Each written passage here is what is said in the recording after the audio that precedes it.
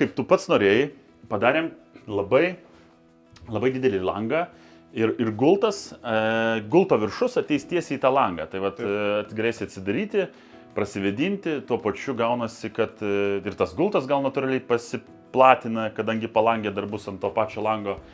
Pusė jo bus vitrininė, to netidaromo vadinamo, pusė lango bus atidaroma. Tai tas labai faina, tada tas, kas yra labai svarbu, žinau, kad mėgsti meditacinę gongų muziką, ar kaip? Kažkas tokio. Čia yra karščiui ir drėgmei atsparios kolonėlės, jos yra dvi, galėsi čia suraundo daryti. Šiuo metu nėra gultų, bet gultus, kaip kalbėjom, bus, pamatavom pagal tavo, reiškiasi, aukštį riešų nuo žemės, kad gultai būtų patogu atlikti vanojimo visas procedūras, garo nuleidimo ir taip toliau.